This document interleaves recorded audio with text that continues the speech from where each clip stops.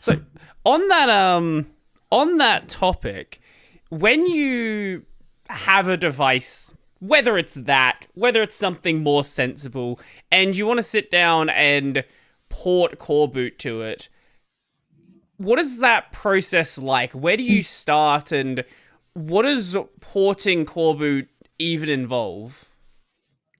Right. So first is the very important step to check if your system does not have Intel boot guard. It is very similar to like blowing ifus on like CPUs and phones, or AMD also has a platform secure boot on Ryzen Pro CPUs, which prevents you like once manufacturer deploys the firmware and boots it for the first time on in the factory, it blows the ifus in the platform controller hub, and then from that point onward, if you would modify the firmware that will invalidate the vendor signature, Mhm. it will not boot, no matter what you try. There is an exception to that. I really hope I will pronounce their name correctly, but Meet Kukri or Meet Kuri uh, found an exploit for 6, 7, and 8, I think also generation CPUs, which allow you to bypass Intel boot guard because it's done in the management engine. Mhm. Mhm. And I know they're currently working, I think, on ThinkPad T480. But since this is an exploit, it is a very dicey topic. Right, right, right. So let's talk about desktop mainboards first, right? Mhm. So from the moment you connect the power supply and if you want to like press the power button and so on, you have this let's call it the microcontroller called Super IO. If you're building PCs, you might have seen them from like companies like ITE or Nuvoton, usually around the PCI Express slots. Mhm. When you give it 5-volt standby power, it powers on, loads its own firmware usually, and it's basically controlling stuff like front panel, like buttons and LEDs. It controls fan like PWM. Like it monitors temperatures from the system, voltages. Um, it's also like if you have PS2 or on older systems like LPT or RS-232, that's all in the same package, the controller. That's why it's called Super IO, because it integrates all of that functionality. Then when you press the power button, it basically starts the boot process. When platform controller hub starts, in case of Intel, it loads the management engine, it checks the signature if the boot guard is enabled, and then it starts loading the host firmware. Mm, so the first thing you need to have to port Coreboot to a desktop mainboard is a datasheet for the Super IO or embedded controller, to know which logical device numbers it has. Um, you need to know which registers you can configure. If you're lucky, you can just like create like a dummy driver that will work. Um, but you will likely not get like fan control and stuff working. Then you need to have like, if you boot the system, like you need to disable secure boot. You need to boot Linux with IOMM relaxed, which allows you to access some registers and stuff. So I think the first thing is that you need to grab like DMESC, of course, LSPCI, LSUSB, then run Super IO2. And I'm in the process of writing new mainboard porting guide. So when that's ready, then I will just let people refer to that. But basically, you grab all the information. Mhm. You also need to dump, if you have iGPU, you need to dump VBIOS, which in case of Intel is called video BIOS tables. It basically tells which outputs are enabled, if it should enable hot plug detect, and all of that. You also need to grab HD audio verbs, which is basically telling the codec which outputs are enabled. And of course, GPIO. GPIO is very important, and you really shouldn't mess with them if you don't have much experience. You can dump them from the currently running firmware, but it's very important that if, for instance, GPIOs are configured as output or as input, you don't switch them, because you can damage your mainboard by switching GPIOs if they're configured in a different way. So the first thing I would recommend is looking if someone already ported Coreboot to similar platform. Like in my case, for that arraying board, I based my port on System76 ORIP 8 because it was the only platform in Coreboot with Tiger Lake H, which is like almost the desktop level chip, but it's still mobile. So from there, I looked at how they configured FSP, how they wrote the device tree, and so on, so on.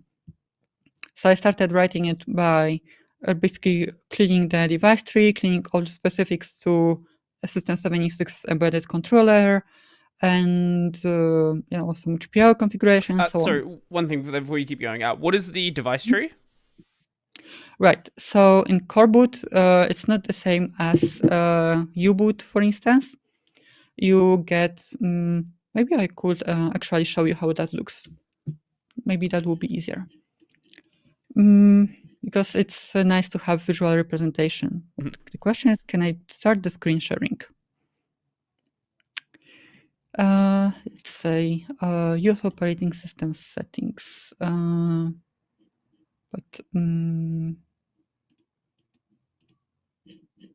Okay. Okay. All right. Oh, that actually worked. Wow. Yeah, but I will ask you to blur at my, the Jitsi when you will be doing editing, like above the Jitsi, my tabs that are open. Oh, But that's fine. fine. So let me make it bigger for others because we have like 4K screens here. So let's go to projects, personal. Maybe if I can close this side. Yes, you'll see yourself, but hopefully that's fine. Coreboot. Let's go to Vim, source, mainboard, airing. Yes, Tiger Lake device tree. So you import this line, which is if we go to source, I think it will be in SOC Intel Tiger Lake. So basically this imports that path, and then if you look at the you have so-called chipset PCH.cb.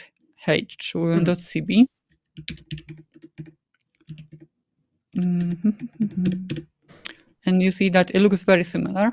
It basically just shows you which devices are default state are off or on, which you can enable by doing override in device tree.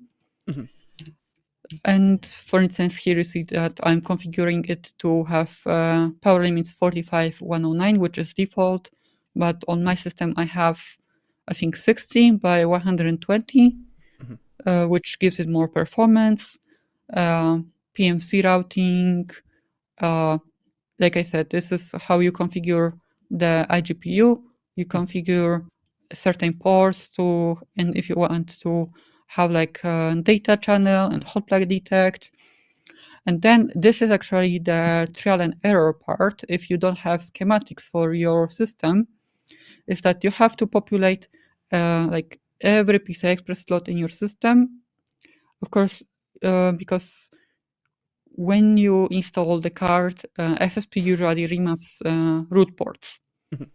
So the best way I found it to do is to install everything on like populate every PCI Express slot on the system, grab LSPCI, and then, for instance, if we do, let's say, LSPCI-BBB and N,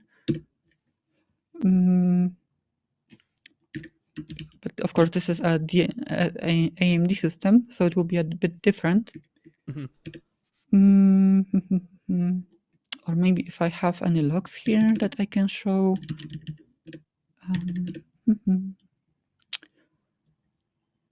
I think I can show CD Topton logs.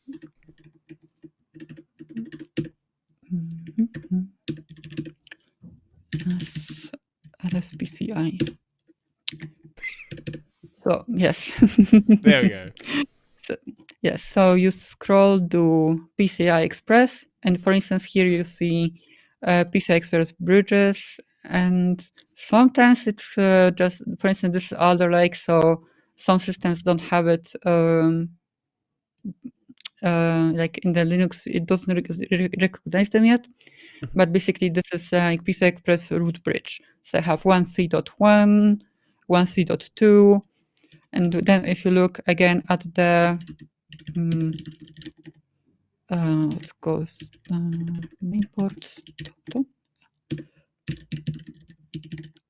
So for instance, if you see enable root port 1, that's equivalent to, let's say, 1C.1. Then you can find that information in device tree. But again, this is, unfortunately, if you don't have schematics, that's trial and error. So good luck. Right. Yes. But other than that, it's fairly simple. Like you just enable devices here, which you need, like HD audio. And here you have the Super I/O chip that I mentioned, which controls, like for instance here, I only implemented basics for the serial console. So if you plug in the serial cable to here, we can get the serial output. That's basically when you're doing board bring up, it's the only way you can get useful information. And by you doing that, I can, I think, stop sharing the screen. Yeah. So when you have, once you have like device tree, then you have to dump GPIOs and run them through Intel P2M, which takes the raw dump of GPIO and exports it to the list that Coreboot or other firmware can understand them. Usually it's not perfect. Usually you have to do some tweaking because, for instance, on laptops, on Chromebooks, for instance, the GPIOs can be switched on or off depending on what you're doing on the system, like the audio amplifiers and the video outputs that can be controlled via ACPI. So sometimes you have to adjust them, but mostly they should work. So you have let's say you have the device tree, then you have to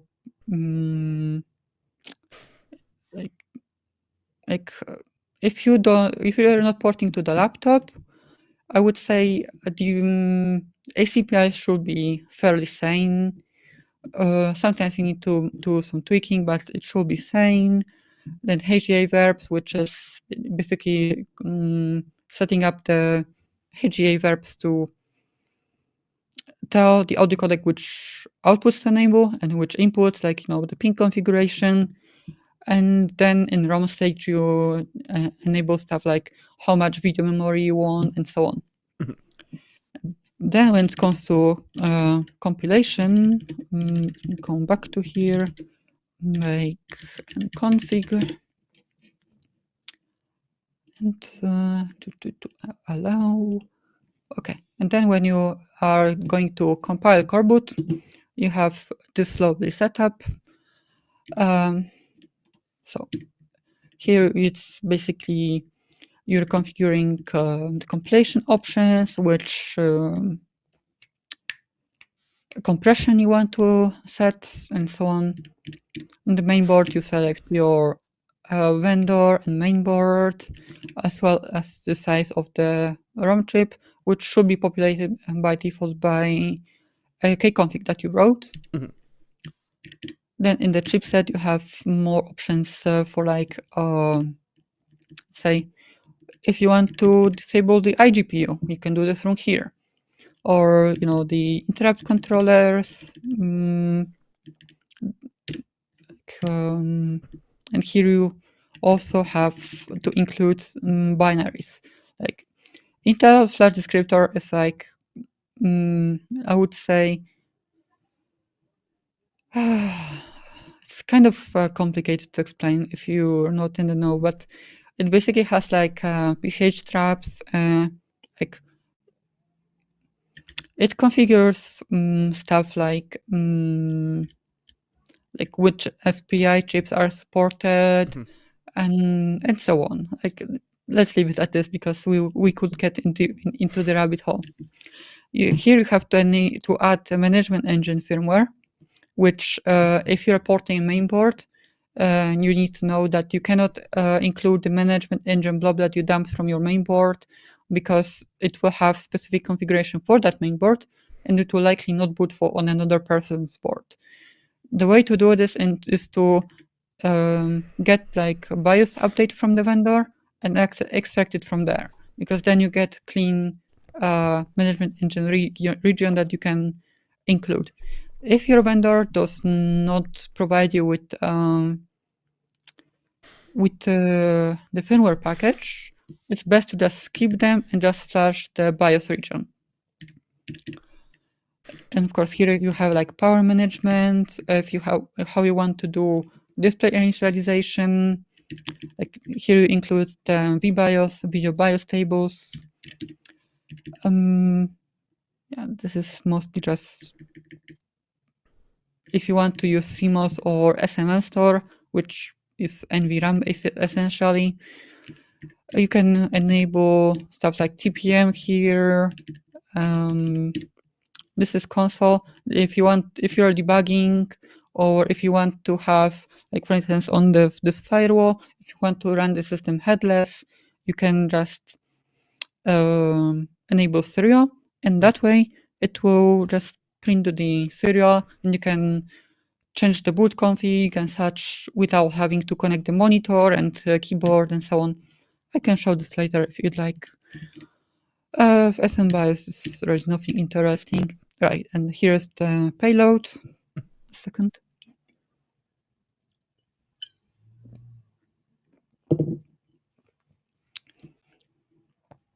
Right, so in the payload, you basically will see which which payload you want to choose.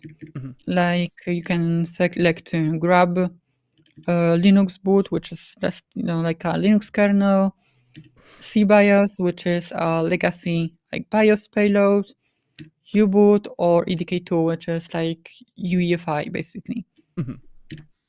And then you configure options like if you want to build, say, like if you want to generate a release build, which is like production ready, or if you have any issues with, I don't know, like PCI Express devices or something, then you can select the release build. And then options like if you want like escape key, logo, if you want the secure boot, PXE, so on. And then in debugging, you can basically choose what you want to have in the CBFS and in the serial output. Then when you're done, you just go make. I'm not going to use all cores because it will be a very bad idea. Let's say J4. It just starts building, right? Now, usually the thing that is taking the most time is building EDK2 because it's another payload. But if even on like ancient system, it wouldn't take that long to build, like maybe 2 to 4 minutes on like Haswell system. And once that is done, maybe we can let it run when we're talking. Once it's done, you get Coreboot ROM that you can flash onto the system, and then just basically start testing if everything works, if you have made any mistakes, if if you find any bugs in Coreboot, because sometimes not everything is implemented or tested, and basically it's like rinse and repeat. Like if you made any mistakes, then you have to refresh the firmware. Now the good thing is that if you're flashing the firmware and you just made like some very tiny changes, then flash ROM will do a different diff, and you don't have to wait that long. Like if you're working on the firmware as in like a professional sense, you likely will get something called EM100, which is like FPGA based SPI emulator. Like I have a box of them over here, but I'm too lazy to get up to get them. So you get like a box that you connect to USB, you upload the firmware image to the emulator, and that takes like 2 seconds. So if you need to do any iterations, you just push the new firmware, you reboot the platform, and it's pretty quick. Well, if you don't have it, then you just have to clip the chip and reiterate, but it's still not that much of a problem. Yeah, and then you basically go from there. Like you do debugging, like you try to boot Linux, maybe Windows, because Windows is the one thing that Windows is good at is complaining about ACPI errors. Right. So if you have made any mistakes, then Windows will likely do blue screen of death or something, and you know that you have ACPI problem. Okay, and that's basically build image. If we do build/coreboot.rom, you see that we will have 16 megabyte file, and that's basically the entire SPI image. Right. Well, when it comes to laptops, it's more complicated because embedded controller is like Super I/O with extra steps, because it also controls stuff like battery charging, like USB muxing, and sensors. Like, for instance, the funny bug that I found with Eldred that I have is that I noticed that my laptop would sometimes just wake up when I had it in my backpack. And I found that when I was running to the tram and I pulled my laptop out on the tram, and suddenly it wasn't in sleep mode anymore. I found that if you shake the laptop too much, for some reason the embedded controller thinks that you opened the lid and removes the laptop from suspense. Okay, that's clearly like a hardware design fault then. No, because it wasn't doing this on Chrome OS. It's just it's just the quirks that you find when you're working on like firmware development. So yeah, like you have battery charging, sensors, a bunch of other stuff. What else? Like, I cannot think from the top of my head. Like, the interesting part is that, for instance, the keyboards on laptops, like embedded controller usually, well, sometimes it's called the keyboard controller as well, because it basically takes inputs from the keyboard matrix, and it's usually emulating the PS2 keyboard on the host side.